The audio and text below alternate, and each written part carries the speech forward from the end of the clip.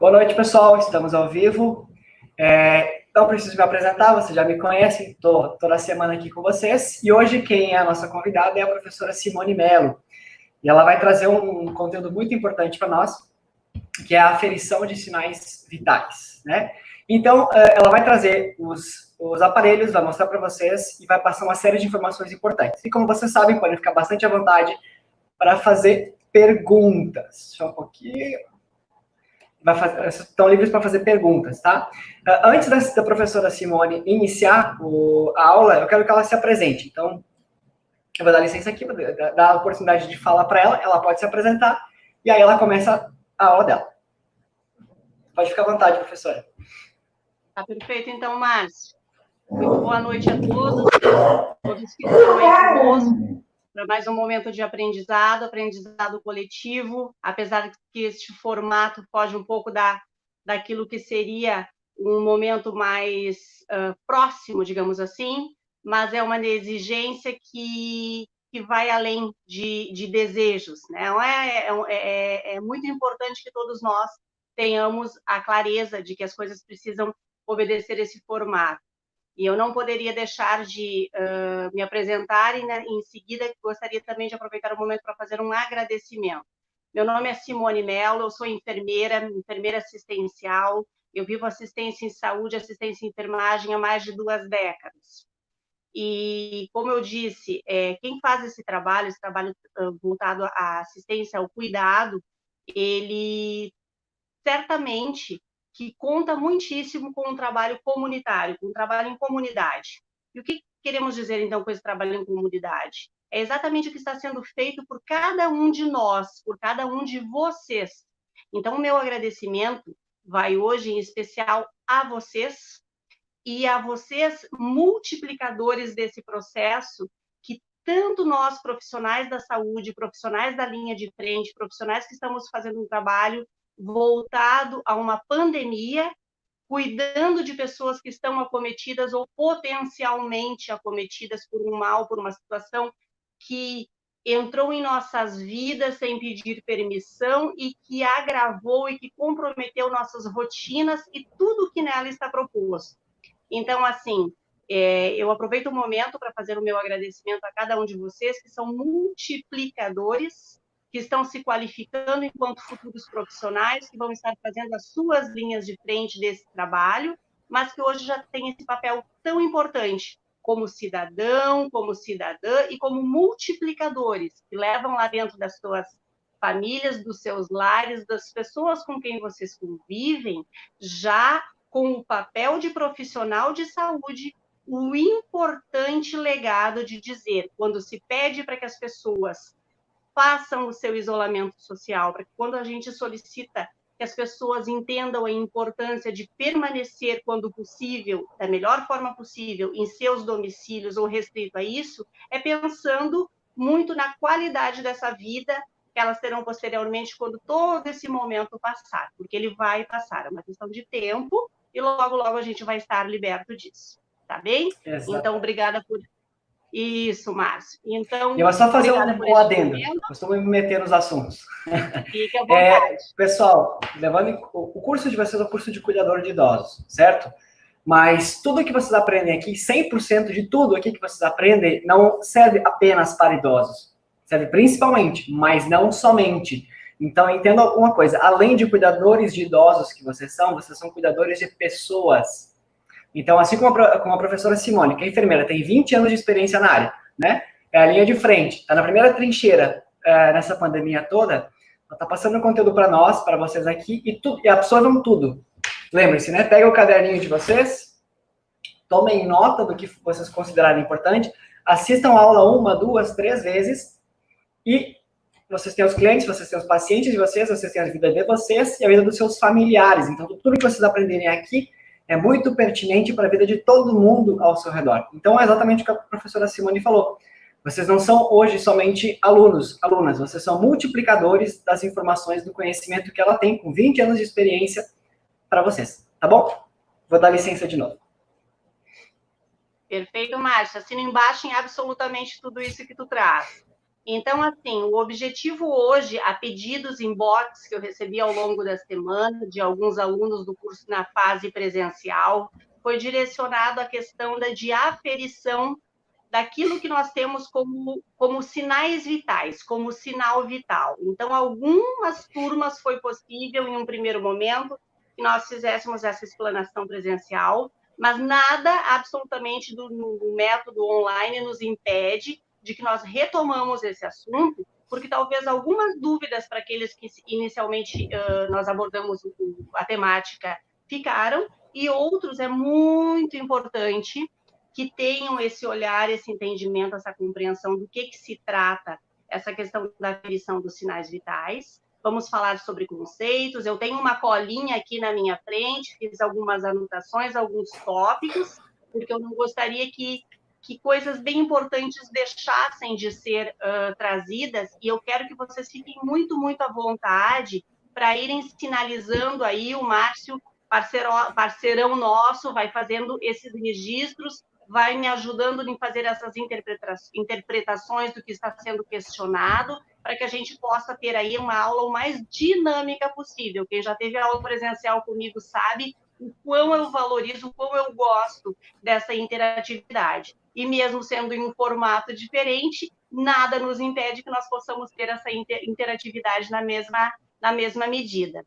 Tá bem? Então, é com isso que eu conto. Conto com o Márcio nesse suporte e conto com vocês interagindo, falando, questionando, abordando, para que a gente possa enriquecer, assim como eu tenho assistido, acompanhado esses outros momentos, desses outros multiprofissionais que estão agregados aí em somar conhecimento. Nós estamos tendo com o professor Júnior um show de aulas maravilhosas, trazendo autovalorizações, autorreconhecimentos, né? Avaliando o nosso FOPA, como definirmos, avaliando o que são nossas metas, colegas da área da enfermagem, colegas da gestão, do direito, da psicologia, enfim, é um time muito fortalecido com o objetivo de cada vez mais trazer, enriquecer e fazer com que esses nossos momentos valham a pena.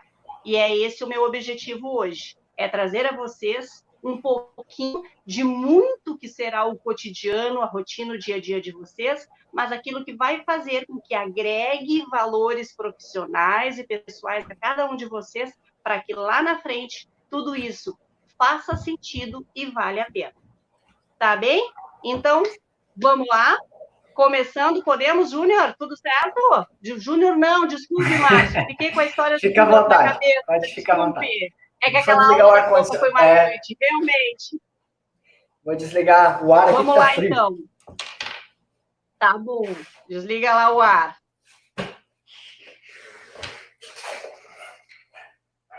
Isso. Pode iniciar, professor. Ok? Perfeito. Então, vamos lá, então. Hoje o objetivo é de que possamos falar um pouco sobre aferição de sinais vitais. Aferir. O que temos como conceito dessa palavra tão diferenciada? Aferir, conferir, averiguar, analisar, não é? Nos apropriarmos do que está sendo dito, de algo ou de alguma situação. Então, aferir sinais vitais quer dizer que esta pessoa, este profissional, em foco no momento, este cuidador, será capacitado para ter domínio sobre um procedimento que ele irá executar para alguém ou por alguém em alguma situação. Quando é que nós pensamos e quais são os formatos em que a aferição de sinais vitais tem o seu papel e a sua importância? Bom, vamos pensar então nesse momento além, não é? Além de profissionais, vamos pensar como pessoas da sociedade, que temos família, que temos uma vida, que temos atividades, e que por X razões e por X envolvidos nessas nossas atividades, nós precisamos ter pessoas que tenham controle de alguns dos parâmetros de sinais vitais, tá? Sinal vital é aquele parâmetro biológico de todo e qualquer indivíduo humano que me demonstra qual é a condição que ele está fisiologicamente naquele momento. São termos, e aí eu deixo vocês muito à vontade, para que depois, em box, ou até agora, durante esse momento da nossa aula, possam trazer qualquer dúvida que não possa estar escrita bem traduzida com relação à terminologia, porque muitos termos realmente eles são técnicos, não é? Então, pode se causar um certo... Opa, mas do que a prof está falando? Do que significa isso? 100% à vontade, para me passarem essa dúvida, e agora, de imediato, nós já podemos esclarecer, elucidar, ou então, em um outro momento, podem me trazer as dúvidas que a gente providencia de deixar tudo muito às claras. Tá bem? Exatamente, pessoal. Só interromper. A professora Simone tem 20 anos de vida nos hospitais, na área da saúde. Naturalmente, todo o vocabulário dela é voltado para isso. Então, quando ela fala aferição de sinais vitais, para nós parece, nossa, mas para ela é como se ela dissesse bom dia na fila do pão. É extremamente comum. Assim como o professor Vinícius também, que trabalha com consultoria, ele é formado em Direito, então ele tem todo o vocabulário dele muito expandido na área dele. Então, normalmente, quando a gente vai para um bate-papo mais informal, a gente precisa fazer o link, né, dos termos cotidianos que a gente tem e da linguagem dentro de essas linguagens técnicas. Então, se vocês tiverem dúvida, é só perguntar aqui que a gente responde. Perfeito, exatamente. Eu não quero ninguém saindo dessa aula com dúvida, seja por causa de uma aferição, seja por causa de uma conferência, que a gente resolve, a gente esclarece e elucida tudo isso, tá bem? Até porque o que eu tenho para mostrar para vocês aqui, esses equipamentos que nós vamos utilizar para fazer essas aferições, essas verificações, eles por si já têm alguns nomes bastante complexos. Mas é importante que ao menos vocês já comecem a ter a prática da escutatória, de ouvir esses nomes e já começar a ter um certo reconhecimento. Bom, não obrigatoriamente, em uma aula online, o aluno tem a necessidade de sair daqui tendo todo um domínio sobre o nome, a nomenclatura e a função. Mas, ao longo do processo, quando eu ouvir esse nome, opa, isso quer me dizer alguma coisa, não é? Em algum momento eu ouvi este nome deste material e isso tem uma finalidade. Então, vamos trabalhar bastante em cima disso para que depois, ao longo da carreira profissional de vocês, isso comece a ter um entendimento, um esclarecimento que vai começar a fazer todo o sentido. Tá bem? Então, assim, quando a gente fala que os sinais vitais são compostos por aferições de um metabolismo, né, de um ser humano, de uma pessoa, e que essas aferições dizem coisas referentes a todo e qualquer ser humano vivo, bom, então significa que duas coisas. Eu preciso saber quais são esses parâmetros. Primeiro, eu preciso saber da existência desses parâmetros. Segundo, eu preciso saber quais são esses parâmetros, porque de acordo com o que eu verificar, eu vou estar sabendo se o meu paciente, se o meu idoso, ou se a pessoa para quem eu estou prestando este cuidado está dentro de um padrão de normalidade, ou está acima, que eu preciso tomar uma medida, ou está tudo sob controle. Bom, é através desses valores que a gente acaba tendo esse domínio, tá? Começando, mas caso a imagem não ficar boa da demonstração, me fala que eu vou trabalhando melhor com ela. Tá bem legal. Deu para ver de longe que era já. Tá legal? Sim. Então, aqui, o que eu mostro aqui para vocês? Eu ainda venho de um ponto, de um momento em que as aferições de sinais vitais se davam através do uso de dois equipamentos. Este que eu mostrei para vocês, ele se chama estetoscópio. Tá? Estetoscópio. Qual é a função, a finalidade do estetoscópio na nossa aferição de sinais vitais? Eu vou usar esse equipamento aonde esse espaço composto por duas laterais, por duas membranas auriculares, que eu vou colocar na altura do meu ouvido, lá no cônduto, e que eu vou usar essa membrana, tá vendo essa parte redondinha aqui, ó?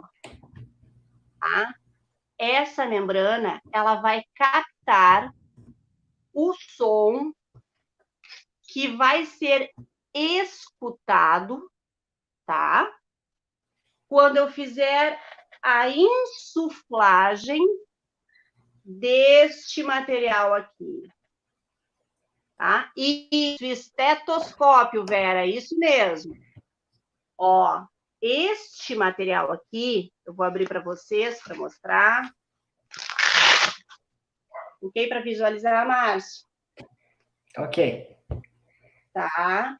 Este material aqui, ele é uma braçadeira de um esfigmomanômetro. Este reloginho aqui, ele tem a finalidade de que quando eu insuflo, quando eu aperto, pressiono essa pera aqui, ele vai girar até uma determinada altura, até um determinado número, que será registrado por este manômetro aqui, tá? E com essa escuta, através do esteto, eu terei valores esfigmomanômetro. Perfeito, Márcio? Isso aí. Isso é bom para fazer soletrando. Não Exato. sabia que chamava assim. Dá para ganhar, hein? Dá para ganhar no soletrando. É. Então, estes dois equipamentos, repito a vocês, eles são materiais mais antigos, porém, eles são de uma fidedignidade que muitos profissionais da área médica, inclusive, ainda têm a preferência pelos resultados que são obtidos através deles, do que muitos aparelhos mais modernos. Hoje, nós temos aparelhos que fazem a verificação, a aferição de uma pressão arterial, que são os nossos aparelhinhos digitais, muito bons, muito práticos, inclusive de fácil manejo, porque ele mais parece um bracelete, que é acompanhado de um reloginho, e que o máximo do trabalho que o profissional terá é apertar um dispositivo, apertar um botão, não é? Aguarda ali 1 minuto e tu tem um resultado. Muitos desses aparelhos, apesar de ter reconhecimento de mercado, de Anvisa, de todo esse processo comercial, muitos ainda existem resistências, muitos profissionais resistem à aceitação desses valores, por quê? Porque existe ainda um reconhecimento de precisão para esses equipamentos não tão modernos, também não tão práticos, eles precisam, sim, de um manejo, eles precisam de um treino maior, no sentido de que tanto o nosso ouvido quanto as nossas práticas possam ser aprimoradas a ponto de que a gente possa fazer isso com maior tranquilidade. Mas atenção, pessoal, não existe técnica que após a prática não tenha perfeição de execução. Tudo é praticar, absolutamente tudo. A partir do momento que nós temos a possibilidade dessa prática, nós temos sim a possibilidade de podermos ter uma qualificação nesse formato de auscultar e, consequentemente, de entender os valores dessa pressão. Por que eu mostro primeiramente esse para vocês? Porque talvez em algumas situações profissionais, seja em um lar, seja em uma casa geriátrica, seja em um cuidado privado, talvez vocês não encontrem lá a disposição de outros equipamentos, tá? Talvez vocês também não encontrem um profissional da enfermagem, um técnico de enfermagem, que possa dispor, que vocês possam dispor desse profissional para que ele possa fazer essa aferição. Então, é bem importante que vocês reconheçam a existência desses materiais, desses dispositivos técnicos, para que em algum momento vocês possam também, por alguma razão, poder estar lançando mão de fazer uso disso também, tá bom? Bom, além do estetoscópio e do esfigmomanômetro, que nós precisamos para fazer a verificação de uma pressão arterial, para quem é e em que momento nós precisamos ter essa aferição? Muitas das vezes, para aqueles nossos pacientes, ou para aquele nosso familiar, enfim, alguém de nossas correlações, que tenham uma alteração deste sinal vital, uma alteração de pressão arterial, um tratamento, um acompanhamento. E é por essa razão que eu preciso ter o controle através do uso desse equipamento de como é que está a pressão dessa pessoa. Isso me dará um parâmetro para saber se a medicação está adequada, se não há necessidade de uma revisão médica para que haja manejo, ajuste medicamentoso através de uma consulta e tal. Então, é com o uso desses equipamentos ou de equipamentos mais modernos, no caso de um aparelho digital, que a gente pode ter essa disponibilidade, tá bom? Então, pressão arterial. Segundo equipamento técnico, mas que tem uma fundamental importância tanto para as mamães quanto para as profissionais. Por que mamães? Porque dificilmente uma mamãe não tenha, enquanto seu filho, sua filha, aquela criança que precisa, por qualquer razão, ter um controle bem preciso se está ou não, principalmente agora, período de inverno, período em que essas temperaturas começam a sofrer oscilações, né? Os quadros infecciosos, os quadros respiratórios, né? As gripes, e aí com isso, qual é um dos primeiros sinais de alarme que o nosso metabolismo nos lança em sinal de dizer, levantando uma bandeira amarela e dizendo, ó, olha para mim que tem coisa errada, né? A febre, aumento da temperatura corporal, sinal de que o metabolismo está dizendo que tem um exército se preparando para entrar em defesa do nosso organismo. E como é que ele se manifesta? Através da presença de febre. E aí, este grande aliado aqui, tá?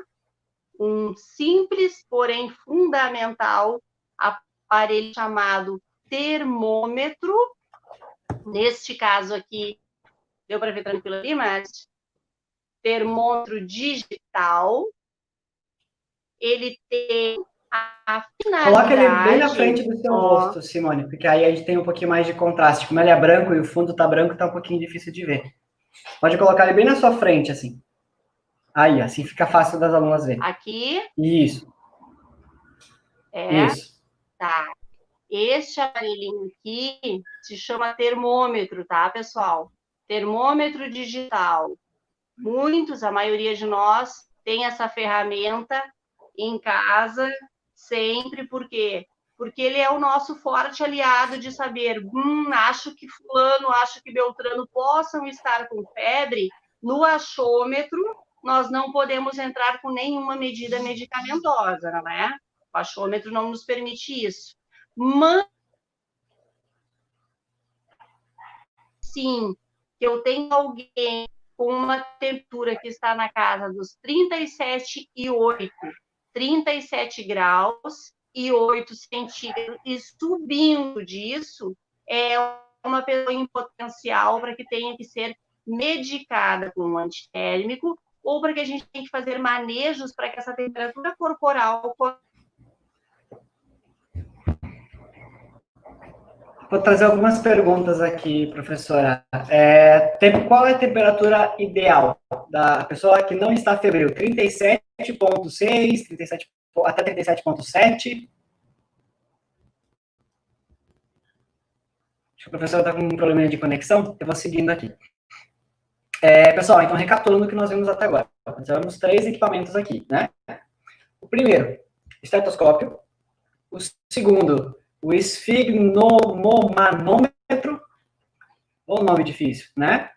E o termômetro. O termômetro, praticamente todas as pessoas, todo mundo, todos nós temos em casa. E recapitulando, então, vocês lembram qual a função de cada um dos 3? Começando, então, de trás para frente. Daqui a pouco a professora Simone volta. Deixa eu dar vou chamar ela aqui no WhatsApp, senão ela deve ter caído. Basta clicar. No. Então, os três itens que nós vimos até então. De trás para frente, termômetro. Todos nós sabemos como é que a gente usa, né? O que a professora tem ali é o termômetro digital. A professora já voltou. Olá. Pronto. Voltou. Voltou? Tivemos uma pane? Isso. Tá, ok. Normal acontecer. Professora, eu ia fazer algumas perguntas aqui antes do seu sinal cair. O pessoal está perguntando aqui, temperatura corporal ideal? Qual é? Temperatura, certo. Temperatura corporal ideal. Média normal da temperatura corporal, 36,5. 36 graus e meio é a nossa temperatura habitual, tá? Quando é que consideramos alguém que possa estar com febre? Alguém que tem uma temperatura superior a 37,8. Este indivíduo, sim, já dá sinais clássicos de uma temperatura acima do padrão comum, inclusive que tenha que ser medicado. De 36,5 a 37,5 é uma temperatura que possa se fazer manejos com levar o ambiente a baixar a temperatura. Como se faz isso? Abertura de janelas, ventilação do ambiente ao máximo possível, não é? Retirada de roupas que possam estar em excesso, cobertas que possam estar em excesso, enfim, são esses manejos mecânicos que a gente consegue fazer com que essa temperatura possa já ir se reduzindo naturalmente. Bom, temos Uma uma pergunta aqui, série, professora. Ó, desculpa o que interromper. é indicado em casos de febre alta? Se o remédio para febre não dá efeito logo no meu filho de 6 anos, dou banho morno, ok, isso é correto, tem riscos, porque só assim consigo fazer diminuir. Lojas Fry. Bom, o que eu vou te dizer? O banho não necessariamente tem que ser morno, tá? Temperatura ambiente, aquela temperatura da água da torneira, não é uma água gelada, é uma água tépida, temperatura ambiente. E agora mesmo eu estava comentando sobre a questão de arejar o ambiente em que vocês vão estar, ventilar esse ambiente, não deixar que seja um ambiente fechado, sufocado, tá? Crianças, geralmente é mais complicado mesmo o processo. Começa.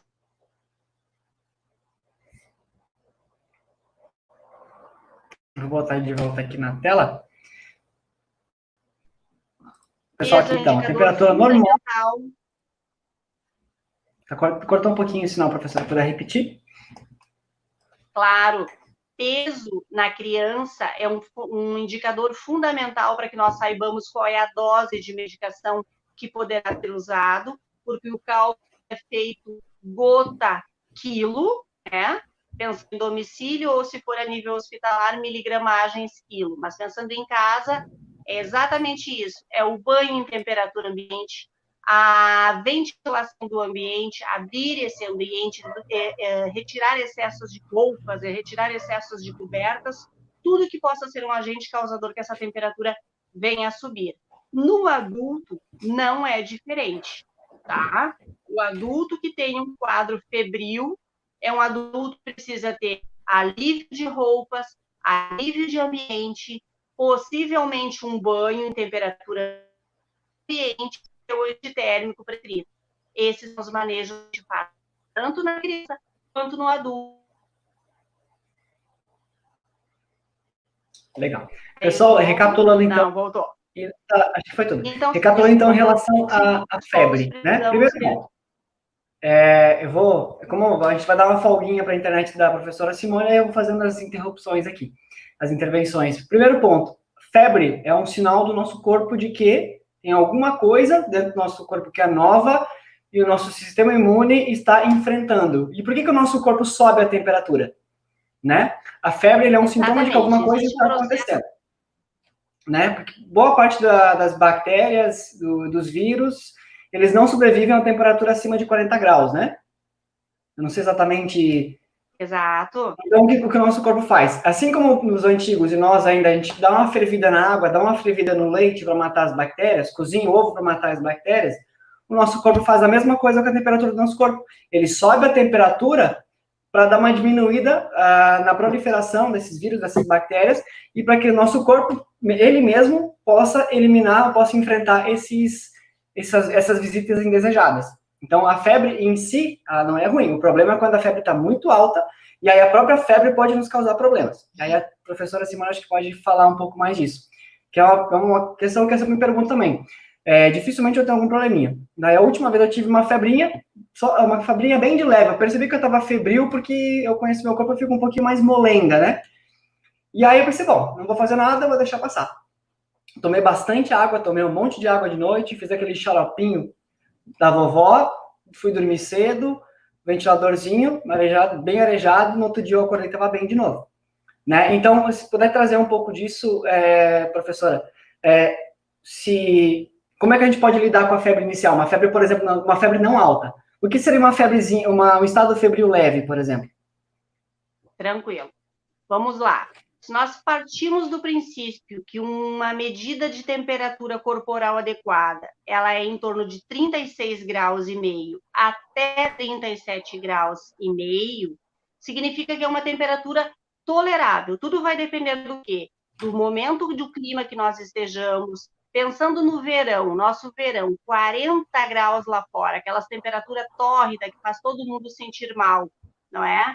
Nós podemos saber que a partir dessa ideia, desse parâmetro de temperatura, uma temperatura até 37,4, 37,5, tolerável para um corpo, porque tu está exposto a uma alta temperatura, tá? Mas agora pensando na nossa temperatura corporal, uma temperatura de 37,8, não é? Aquela sensação que o nosso metabolismo já avisa. Quando tu começasse a fala dizendo que como o nosso organismo reage, responde a isso, realmente, a perfeição da criação do nosso ciclo metabólico é tão grande que existe um centro termorregulador hipotalâmico, quer dizer, é lá na zona cerebral, que faz toda a regulação dessa nossa questão da temperatura corporal e avisa uma série de coisas. Avisa o nosso exército imunológico, olha, cuida lá que vocês vão precisar entrar em ação, porque tem uma temperatura subindo, é uma febre, é um ataque. Vamos começar a trabalhar em prol de defender o metabolismo de X situação, de X ataque, não é? Então, assim, a nível de graus de temperatura, acima, quando é que medicamos? Quando é que temos esses manejos de aliviar temperatura com banho, de aliviar a temperatura do ambiente, de aliviar todos os manejos que nós possamos para baixar. 37,5 é uma temperatura que a gente já começa a ter essas medidas. 37,8 já começa com medicação e dependendo de a cada 2 horas, o tempo de controle após o manejo com medicação, com medidas de banho, de ventilação, é a cada 2 horas, a gente faz a reconferência, a gente confere novamente essa temperatura com o uso do termômetro, tá? Para sabermos se ela já está deixando de ser aquele nível tão alto que possa ter algum comprometimento ou não. Bom, criança com febre é algo muito preocupante. A febre ela é preocupante em qualquer sentido, mas em alguns casos a questão do mal convulsivo ele pode ser acometido em um quadro febril, não é? Um quadro febril mais significativo. Então, é muito, muito importante que a gente tenha um controle da temperatura, principalmente em criança. Febre alta em criança, o que seria uma febre alta? Uma febre de 39 graus ou acima disso. É uma febre expressiva, é uma febre que ela precisa ter imediato controle para que ela venha ceder e que a gente não exponha nem essa criança e nem esse adulto a riscos e a complicações maiores devido a essa elevação de temperatura. Tá bem? Mais questões com relação à temperatura, pessoal, fiquem à vontade, vão nos trazendo que a gente vai conversando com relação a isso. Tem um caso aqui. Deixa eu buscar aqui. Eita, perdi o comentário. Aqui a aluna trouxe aqui, as pessoas usarem gelo sobre as axilas. Tem alguma ajuda em relação à febre? Bom, a ideia é de que nós usemos o máximo possível de temperaturas menores para fazer o controle da temperatura maior. Mas vamos pensar aqui, se eu tenho uma febre de 39 graus, não é? Alguém com 39 de temperatura, 39 de febre, e aí eu entro com um gelo, primeiro que o gelo ele é um agente causador até de lesão de pele, caso ele não tenha uma proteção externa para poder fazer uso disso. Qual é a indicação que seja mais tolerável, mais suportável? Usa esse gelo ou usa uma compressa, uma toalha, algo que tu possa umedecer, e isso tu pode usar diretamente nas axilas, tu pode usar também nas extremidades dos pés, nas virilhas, mas assim, se tu tiver como fazer um bom banho, um banho em temperatura ambiente, o mecanismo de ação é bem mais rápido, bem mais adequado do que ficar fazendo por séries e por partes. Ao longo de muito tempo, sim, eram o que nós tínhamos como recursos, que eram os mais indicados, mas hoje a gente, graças a Deus, já tem outras opções que nos dão respostas mais imediatas. É verdade. E sem contar que quando a gente está febril e toma um banho morno, leve, faz um banho demorado, aproveita o condicionador, passa máscara no cabelo, faz o que tiver que fazer, toma um banho um pouquinho mais longo, a sensação de bem-estar é muito maior.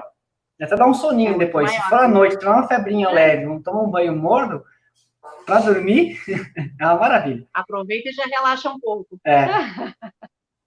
Bom, vamos falar também de outros 2 parâmetros vitais que são medidas muito mais utilizadas, muito mais presentes, vocês vão ver isso bastante em ambiente hospitalar ou em ILPs, instituições de longa permanência, onde a aferição dos sinais vitais ela deve se dar por, no mínimo, 4 integrantes: pressão arterial, temperatura, frequência cardíaca, frequência respiratória. Temos o 5º elemento de aferição de sinais vitais, que hoje ele se chama dor, que é um questionamento, se pergunta pela questão da dor. E temos também um aparelhinho que é um forte aliado nosso, que se chama oxímetro digital. Este aparelhinho aqui. Dá para visualizar, Márcio? Tá. Parece um MP3. Este aparelhinho aqui. Esse faz o que, professor? Este aparelhinho aqui, ele tem um papel de auxílio muito importante durante a aferição dos sinais vitais. Por quê? Porque nós temos que ter um controle, principalmente no idoso, do quão nós temos de oxigênio circulante em todo o metabolismo, em toda a corrente sanguínea. Por quê? Porque um oxigênio rico, circulante no nosso metabolismo, ele é responsável por transportar, por carregar muitos nutrientes, e nutrientes fundamentais para que todo o nosso mecanismo funcione bem. Então, significa o quê? Que através do uso do oxímetro, esse aparelhinho se chama oxímetro digital, tá? Este é o famoso oxímetro digital. Ele é um medidor de oxigênio, né? Ele mede a quantidade do oxigênio no sangue, isso? Podemos usar essa forma de interpretação. De maneira chula, resumida. Isso. Resumindo, ele é usado e tem a finalidade de dizer quanto nós temos de oxigênio circulante aí no nosso metabolismo e o quanto esse oxigênio está presente. E aí, como a gente falou no começo que tudo tem valores, não é? Valores e níveis para a gente saber a quantos o nosso metabolismo está e o quanto nós precisamos de alguma medida ou não. Só reforçando, quando nós vimos e olhamos o aparelho de verificação de pressão arterial, nós temos uma ideia de que a pressão arterial ela é muito plantada, a ideia de que ela deve ser algo em torno de 12/8, 120/80 mmHg, milímetros de mercúrio. Bom, isso é o que nos foi passado, que nos foi instalado, no sentido de que todos devemos almejar ter essa pressão arterial.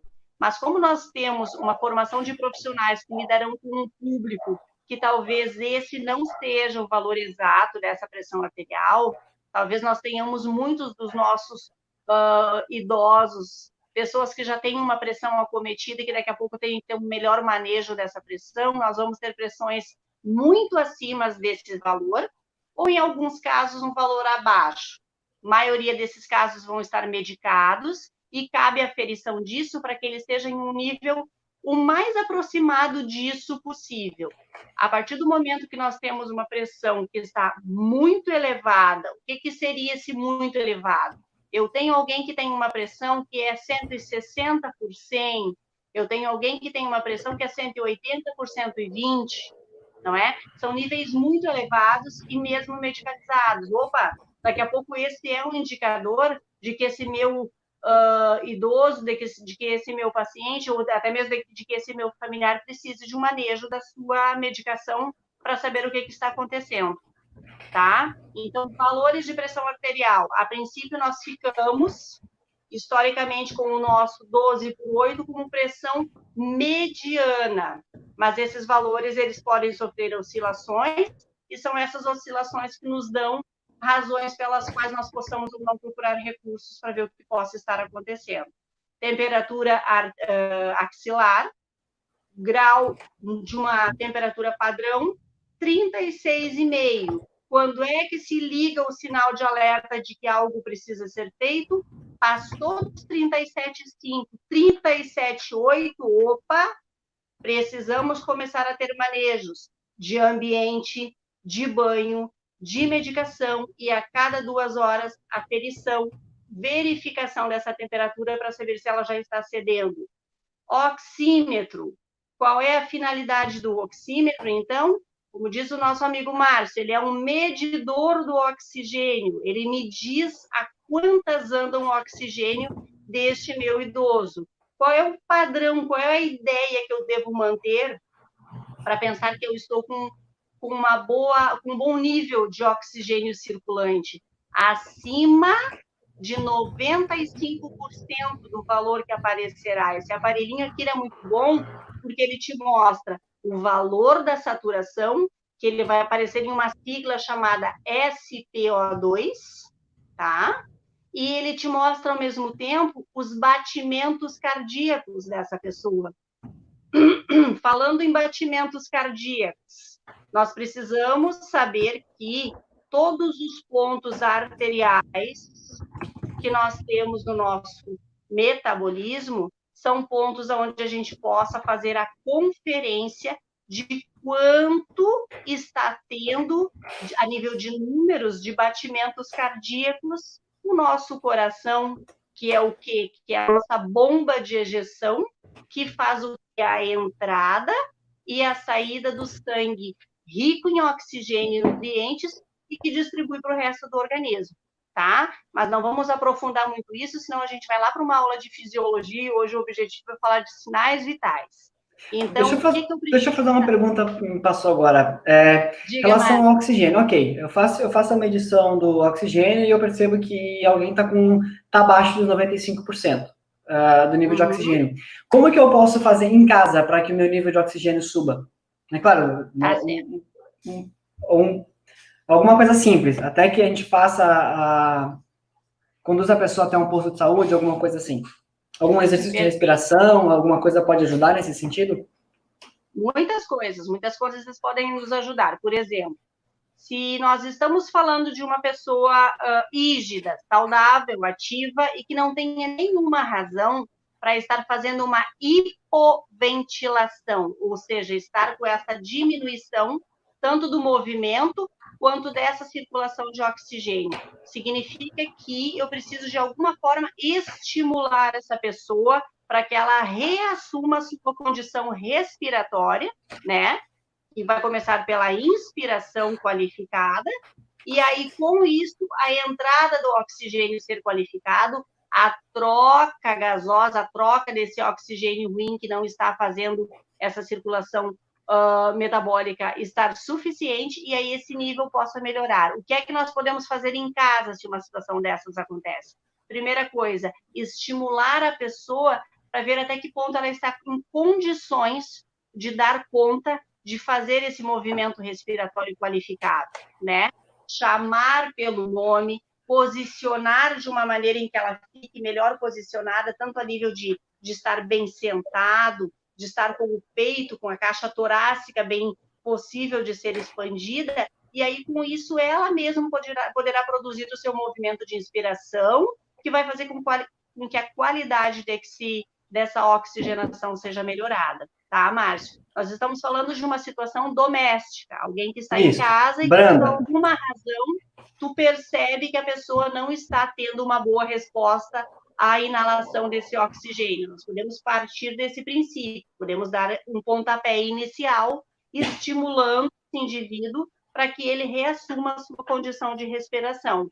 Mas, se nós tivermos em um momento ou uma situação em que essa pessoa não tenha condições, que tu, após colocar esse aparelhinho, tu verifica que essa saturação está abaixo desses níveis de 95%, 90%, 89, enfim, opa, significa que esse indivíduo precisa de ajuda, e de uma ajuda com certa brevidade, com certa urgência. Por quê? Porque a tendência é de que esses níveis tendam-se a diminuir ainda mais, tá? Então, é bem importante que quem esteja próximo possa reconhecer. Se eu tenho a possibilidade de avaliar uma pressão arterial, se eu tenho a possibilidade de avaliar uma frequência cardíaca associada a uma frequência ventilatória, como é que eu posso saber quantos movimentos respiratórios esse indivíduo está tendo por minuto? Bom, se eu parar bem em frente dele, onde ele esteja posicionado, e ficar acompanhando os movimentos da caixa torácica desse indivíduo por 1 minuto e contando quantos movimentos ele fará, bom, esse é um parâmetro que eu já posso saber se esse movimento respiratório está adequado ou não.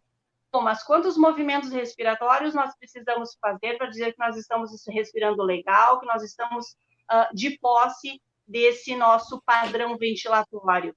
Se nós fizermos de 16 a 20 movimentos respiratórios dentro de 1 minuto, nós estamos próximos daquilo que se diz como ok. Estamos ventilando em condições próprias de assumir o nosso padrão. Não. Essa pessoa que eu coloquei a oximetria, o oxímetro, e estou controlando essa oximetria, estou vendo que ela está com uma ventilação que me mostra pelo oxímetro uma saturação de 80 e poucos, 85, 88, e cuida de uma vovó de 90 anos, ela faz oxigênio 2 horas por dia, em dias está bem, deve fazer igual ou pode diminuir o tempo de oxigênio? Bom, existe um exame, respondendo essa pergunta, tá? Existe um exame que se chama gasometria arterial, ele é um exame, a coleta deve ser feita por uma enfermeira, tá? Através de um pedido médico, geralmente é pneumologistas quem solicitam, e esse exame vai dizer se há necessidade de manter nesses 2 litros, nesse tempo, ou não. Então, isso, como é que seria o passo a passo? Primeiro, uma consulta médica, para fazer a solicitação deste exame, a coleta desse material ser encaminhada para um laboratório de análise clínica, e aí avaliar esse parâmetro, que inclusive o resultado da saturação da SpO2, né, da oximetria, vai estar lá dentro desse exame, para a gente poder avaliar a necessidade de poder aumentar, de poder diminuir ou manter o uso do oxigênio de um indivíduo que tenha uso contínuo, como é o caso desse paciente de 90 anos. Tá? Então, só voltando para complementar a explicação sobre a questão da ventilação, do movimento respiratório. Se eu tenho um padrão de movimentos respiratórios que estão entre 16 e 20 movimentos por minuto, ok, estou em um padrão, em um momento em que eu estou assumindo a minha condição de movimento e de perfusão respiratória. E o oxímetro, através dos valores que ele apresentar, me mostra isso. Me mostra que eu estou com com um bom recebimento desse oxigênio e com uma boa distribuição desse oxigênio. Então, ele é um forte aliado para isso. Quanto eu tenho que ter de resultado basal para ter uma ideia de quanto está bom de oxigênio no meu metabolismo? Quando eu preciso observar no oxímetro? Acima de 95%. Tá? Esse é o meu parâmetro basal. Muito bem. Então, voltando, recapitulando, já estamos aí com 49 minutos. Isso, Márcio, tem minutinhos ainda? Temos, quantos você precisar. Tá ótimo. Então, para que a gente possa ter bases, para que a gente não esqueça de quanto e quando nós precisamos fazer alguma coisa. Nós sabemos que uma pressão arterial de 12/8 ela é excelente, é uma pressão muito boa, mas nós não podemos esquecer de qual é o padrão daquele indivíduo que nós estamos avaliando. Se eu estou tratando, eu estou me referindo a uma pessoa jovem, rígida, que não tenha nenhuma comorbidade, nenhuma doença, nenhum tratamento. Se se eu estou falando de uma pessoa com uma certa idade, ou até mesmo não pela idade, mas por patologias associadas, por doenças que possam ser os causadores de que essa pressão esteja bem acima desses 12/8, e para isso ela precisa estar medicada, avaliada por um profissional médico e controlada por medicação. Temperatura corporal, 36,5 até os 37,5 é algo tolerável. Acima disso, liga o sinal de alerta, começa com manejos para fazer com que essa temperatura tenha a sua redução. Controla de 2 em 2 horas esse tempo para saber se está se mantendo. Quanto tempo é tolerável observar a evolução de um quadro febril? Até 72 horas, tá? Geralmente, pós isso, o que tenha que manifestar o ataque de um quadro viral ou não, após essas 72 horas, começa a dar sinais daquela amidalite, começa a dar sinais daquele quadro infeccioso, que é o causador dessa temperatura não estar cedendo, estar se mantendo ou estar aumentando, tá bem? Frequência cardíaca. Falando nos pontos onde eu posso procurar, além de contar com o meu oxímetro, meu aliado digital, que vai me dar esse resultado prontinho. Bom, Simone, mas nem sempre a minha realidade me diz que eu conto com o oxímetro. Muitas vezes eu preciso fazer a procura, né? A procura metabólica dos pontos arteriais para poder fazer a aferição. Quantos movimentos, quantos batimentos eu tenho que encontrar nesse indivíduo para ter uma ideia desses parâmetros? Volto à questão anterior, depende de qual é o padrão desse indivíduo, de qual é a ideia que esse indivíduo tenha com relação à saúde, ou com relação à doença, à comorbidade que ele trate ou não. Mas de 80 a 100 batimentos cardíacos dentro de 1 minuto é uma condição padrão que nós possamos encontrar para o indivíduo ter de frequências cardíacas por minuto. Podemos encontrar tanto na altura da nossa carótida, usando esses 2 dedos, tá? Para que a gente possa sentir essa pulsação, tá?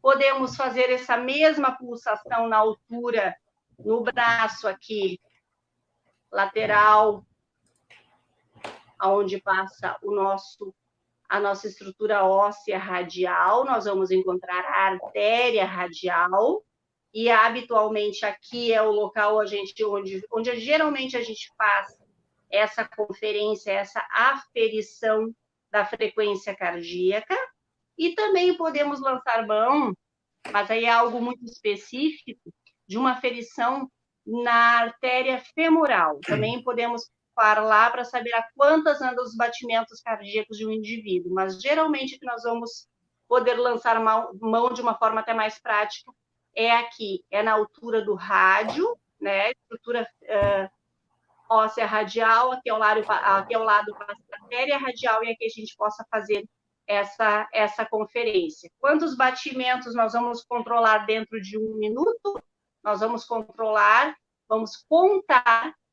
para que isso esteja entre 80 a 100 batimentos por minuto.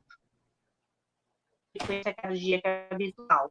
Frequência respiratória de 1 minuto também, que é o tempo que se usa para esse ponto, de 16 a 20 movimentos respiratórios por minuto. Podemos fazer o questionamento da dor. Dor é o 5º elemento da aferição de sinais vitais, e esse é um elemento que nos dá indício para saber como esse paciente, como esse idoso possa estar se sentindo na condição de precisar de algum manejo de conforto, de medicação, ou que possa ser ofertado a ele para que ele possa ter uma melhor condição ao longo do seu dia.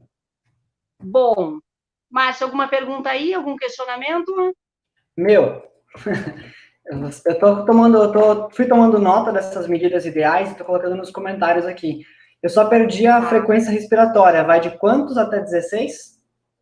Perfeito. A frequência respiratória, ela deve ser medida em 1 minuto, e o normal, os valores normais de referência é que ela fique entre 16 e 20 movimentos respiratórios por minuto. Movimentos desafios por minuto. Por minuto. Perfeito. Então, recapitulando, a pressão arterial, mínimo ideal o médio ideal é próximo de 12 por 8. Claro, tem pessoas que têm a pressão natural mais baixa e algumas mais altas. Tem pessoas que eu conheço que a média de pressão era 11 por 7, normal, assim. Sim. Aí no posto, e aí tinha uma outra pessoa também, conhecida, minha, ela tem a pressão normal, mas ela sempre, tipo, ficava irritadíssima, a pressão subia, dava aquelas palpitações, ela ficava nervosa. E aí, a médica fazia medições constantes, ela nunca tinha, ela media em casa, né, com o medidor, nunca teve problema, ela ia no posto, a pressão subia. Aí a médica, depois de 4 ou 5 meses, constatou que ela tinha a síndrome do jaleco branco. Não podia ver um enfermeiro, um médico, a pressão subia. Sim. Muito bem, é isso aí. Pressão, temperatura axilar ideal, 36 graus e meio. Oxigênio acima de 95% do valor de saturação. Perfeito. Frequência cardíaca de 80 a 100 batimentos por minuto. Exato. E frequência respiratória. Algumas literaturas falam de até 120 batimentos por minuto. Mas hoje, como isso é uma fala muito modificada, a todo momento nós temos isso sendo estudos que são trazidos e são modificados, hoje a gente trabalha com níveis que cada vez baixam mais. Inclusive, na própria pressão arterial, hoje se fala que o ideal é que a pressão se mantenha, para pessoas rígidas ou próximas a isso, abaixo daquele valor de 12 por 8. Mas é isso aí. Perfeito. Esses batimentos cardíacos mais acelerados, tipo, até 120 por minuto, é mais comum em quem? Atletas ou tem algum perfil de hábito que isso possa se encaixar? Não necessariamente. Inclusive, os atletas mantêm um perfil de manter-se o mais brade, o menor nível de frequência possível, porque o metabolismo deles, ao longo do processo de treinos acaba sendo capacitado, habilitado a fazer com que a sua manutenção seja sempre por valores mínimos. Então, é muito comum encontrar nos atletas os níveis de batimento cardíacos bem baixos, e não tem nada de errado com eles. É que o seu metabolismo já está habituado a trabalhar naquele nível inferior mesmo. Ah, sim. Realmente, eu lembro que às vezes assistia o futebol, a Fórmula 1, eles tinham os medidores, e os caras numa pressão absurda, 50, 60 mil pessoas assistindo, e estava com a pressão mais baixa do que a minha, que estava em casa, no sofá. Exato. É muito comum, sim. Então, acho que aqui são essas 5 medições, então, né? Pressão arterial, temperatura, oxigênio, frequência cardíaca e frequência respiratória. Isso? Exatamente. E o questionamento da dor, que é um elemento, não é? Que ele é questionado durante a aferição dos sinais vitais também. E isso né, o próprio paciente precisa dizer, né? Eu vou colocar aqui, fazer um comentário grande. Acaba relatando. Ele é questionado e ele acaba relatando se existe ou não presença de dor. Pessoal, podem fazer perguntas. Tem mais algum material, professora? Não, a princípio, na verdade, se nós formos levar mais, nós vamos atravessar uma aula aqui de 3, 4, 5 horas, né? Mas o objetivo é que esse conteúdo ele seja o mais voltado a objetivos, o mais voltado a trazer, temos a clareza de que as informações, elas têm que ser o mais precisa possível, dentro de que daqui a pouco isso possa ser utilizado por esses futuros profissionais, mas de uma maneira clara, transparente, simples, mas que diga exatamente o que ele tem que se ater. E aí esses valores dizem exatamente isso, ao que o profissional, o cuidador, deve estar atento, deve estar focado, e o que estiver acima ou abaixo disso, algo está acontecendo. A partir do momento que eu me aproprio dessa informação, a partir do momento que eu sei que esse é um nível próximo do que deve se manter, algo que não esteja dentro disso deve se dar a devida atenção e se fazer alguma coisa. Então, a mensagem, o objetivo da aula é esse, que todos saibam quais são os valores, quais são os equipamentos que vocês vão poder ter, lançar mão, ou que profissionais que estejam também atrelados ao trabalho de vocês possam lançar mão, e o que é que eles estarão fazendo com isso, qual é a proposta, qual é o objetivo deles a partir do momento que eles usem esse tipo de material. A ideia é essa. Perfeito. Vou trazer uma pergunta aqui da Rosiane. Como meço a febre e a pressão se não tenho os aparelhos em casa? Né? É complicadíssimo, Rosiane, né? Rosiane, sem o aparelho, principalmente se tratando da pressão arterial, fica inviável. Por quê? Porque é somente através de uma aferição com o equipamento é que tu vai ter esse resultado. Já a febre, a temperatura, bom, existem sinais clínicos que a gente pode suspeitar de que existe um quadro febril, não é? A pessoa pode, no caso do idoso, pode estar mais apática, mais sonolenta, menos responsiva, menos ativa. Existe a questão do rubor facial, que é um indicativo de que existe alguma coisa que possa estar pensando numa febre. Muitas vezes a gente usa a própria mão, né? Não que isso seja uma medida de referência, mas acaba sendo que culturalmente a mão é um elemento que a gente usa para ter uma ideia do quão essa temperatura possa estar aumentada ou não, mas sem os equipamentos, esses instrumentos, fica difícil, com segurança, tu saber poder definir se essa pessoa está com quadro de pressão alta ou se essa pessoa está com quadro de temperatura alta. Fica difícil mesmo. Perfeito. Professor, vou fazer uma pergunta aqui. Em relação à pressão baixa e pressão alta, tem alguns, por exemplo, eu não tenho um aparelho em casa, mas aí eu tive uma tontura, uma coisa assim. Tem algum sintoma que a gente possa ter, que a gente saiba, consiga identificar se é pressão baixa ou pressão alta? Assim, os sintomas, os sinais que venham a se referir ou a sentir são os maiores indicadores do que possa estar acontecendo ou não, tá? Perfeito. Bom, se a pressão está alta ou está baixa, fica muito complicado tomar qualquer medida, tanto para uma quanto para outra. Primeiro, são coisas bastante separadas. Por exemplo, no caso de uma pressão baixa, uma crise de hipotensão, tu tem que ter um manejo de aumentar o volume, né, circulante dessa pessoa. Como é que se faria isso? Através de um atendimento, de uma unidade de atendimento de saúde, onde tu aumentaria o nível de volemia, volume circulante, soro ou algo do tipo que dê volume por via intravenosa nesse sujeito, nessa pessoa, né? Mas, para isso, eu preciso ter os equipamentos para poder fazer essa aferição, eu preciso de um atendimento médico para que ele possa me fazer uma prescrição e aí eu possa ter essa medida, não é? E essa medida só pode ser tomada onde? Lá no ambiente, no âmbito ou da unidade de saúde, um plantão de atendimento de urgência, uma unidade hospitalar. Já no caso da pressão alta, uma crise hipertensiva, o manejo já é justamente o oposto. Eu não posso ter um aumento tão expressivo desse volume circulante, por quê? Porque eu preciso fazer com que esse coração não tenha que trabalhar com tantos outros elementos e mecanismos para fazer com que essa pressão diminua. Então, são coisas muito diferentes que a gente precisa ter muito cuidado. E tudo parte do quê? Da devida aferição desses sinais vitais. É legal, porque uma conhecida minha, ela, naturalmente a pressão dela é baixa, e às vezes dava uma tonturinha. A pessoa diz, come um sal. Eu disse, não vou, eu não sei se eu tô de pressão baixa ou estou de pressão alta, se eu estou de pressão alta, piora. Né? Então, ela falou, não, de jeito nenhum dá sal para alguém se você não sabe exatamente se a pessoa está com pressão baixa ou está com pressão alta. Porque ela pode estar com pressão alta e a situação piora.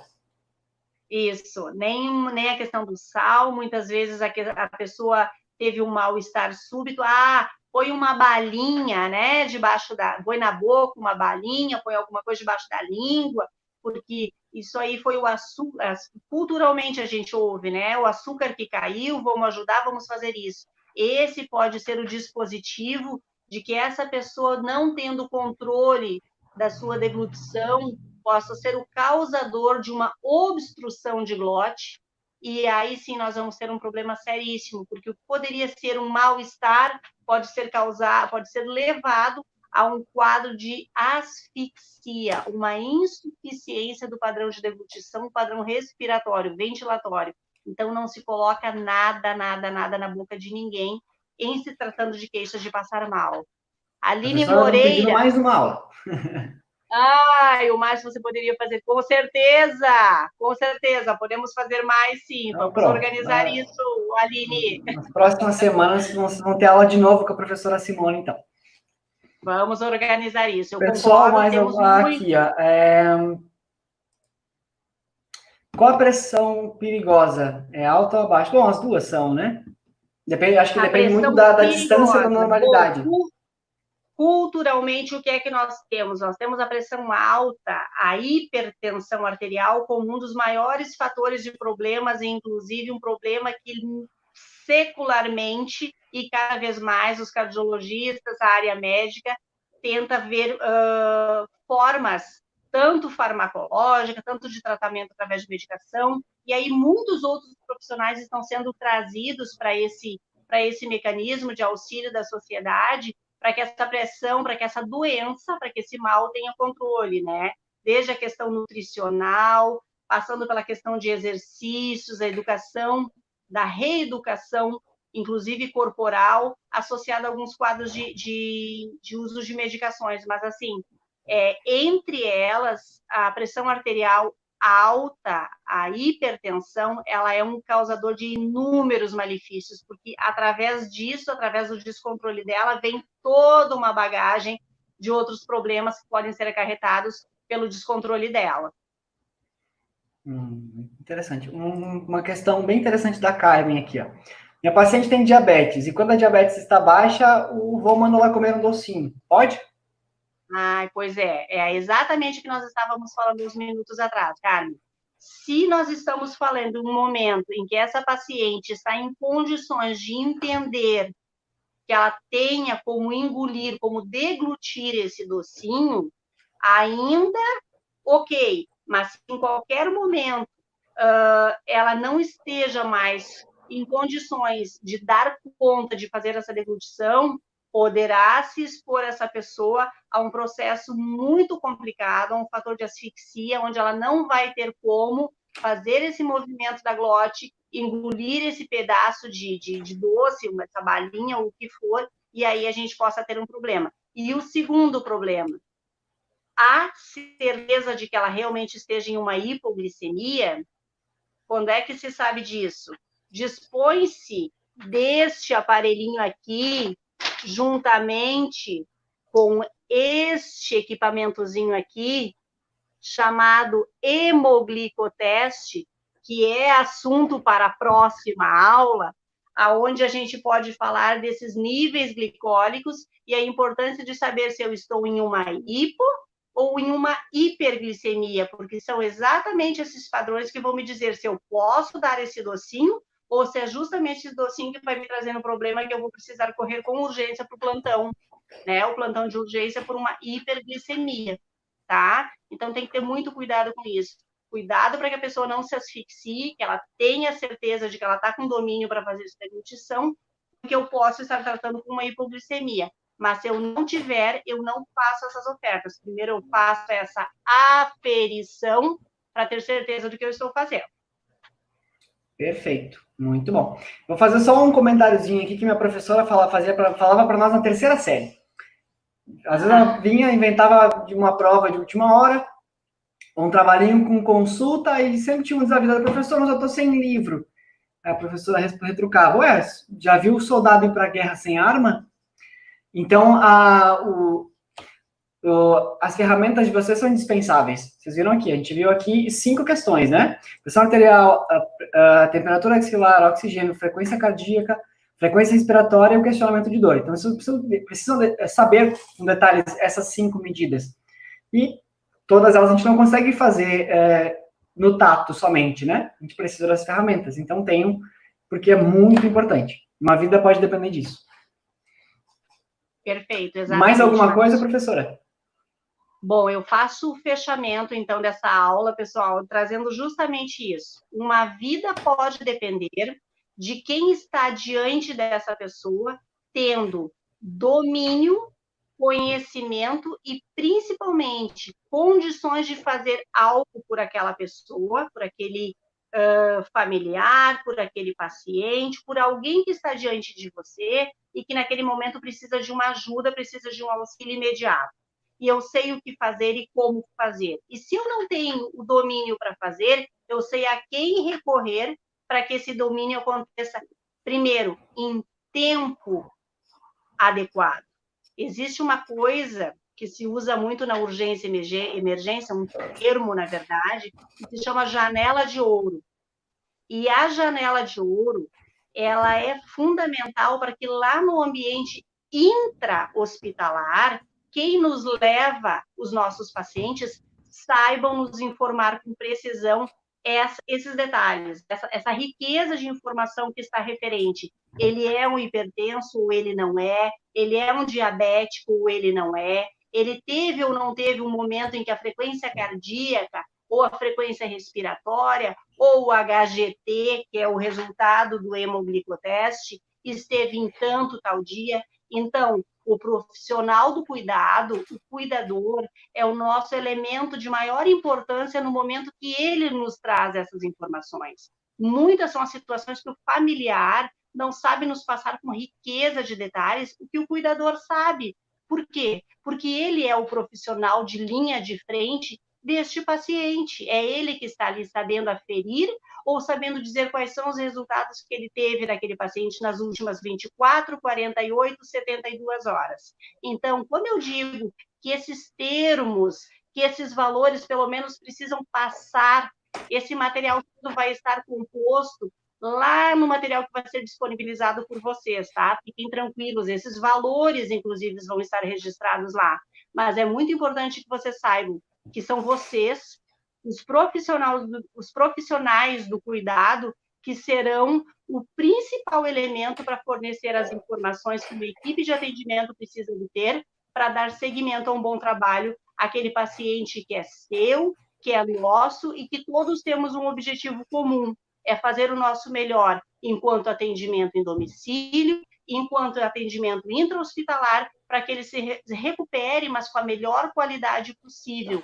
De preferência, o objetivo máximo, que o problema seja 100% ou próximo a isso sanado, mas é um trabalho coletivo que vai nos levar a isso. E é esse o objetivo do curso, trazer a cada um de vocês essa riqueza de informações que está sendo trazida por esses multiprofissionais, cada um no seu elemento de formação, de conhecimento, mas que tem um objetivo único, que vocês se enriqueçam, se apropriem tudo que vocês puderem dessa bagagem, para lá na frente poderem se considerar profissionais devidamente qualificados para prestar essa assistência. Tá bem, pessoal? Muito obrigada a quem esteve conosco. Fico à disposição para mais momentos. Se houve dúvidas, como eu disse no primeiro momento, vamos ter outros momentos, outras aulas. Podem me acessar em inbox, podem, enfim, pelos meios que forem possíveis. Eu estou à disposição de vocês para que não fiquem dúvidas. O objetivo é que vocês colham para vocês e nutram-se do maior número possível desses elementos informativos que farão de vocês profissionais qualificados. Tá bem? Um grande abraço a todos. E, mais uma vez, como profissional da saúde que eu sou, o meu forte agradecimento a cada um de vocês, que são os multiplicadores lá fora da informação e da conscientização de uma sociedade que hoje já mostra em números os resultados da nossa qualificada educação para que essa inversão dessa pirâmide aconteça o mais rápido possível. Tá bem? Com certeza. Grande abraço a todos. Muito obrigado, professora, pela atenção. O pessoal está pedindo aqui bastante que na próxima aula a gente aborde o tema de diabetes. E será abordada na próxima aula diabetes, tanto o aparelhinho de medição, que eu já esqueci o nome.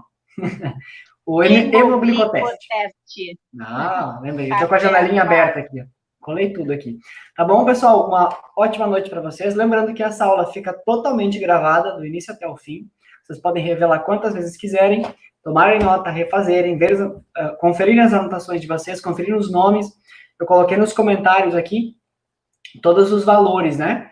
Das medições e os nomes dos aparelhos todos aqui. Tá bom, pessoal? Então, uma ótima noite, uma ótima semana e até breve. Tchau, tchau, pessoal. Tudo de bom. Tchau, tchau. Até mais. Obrigada. Até.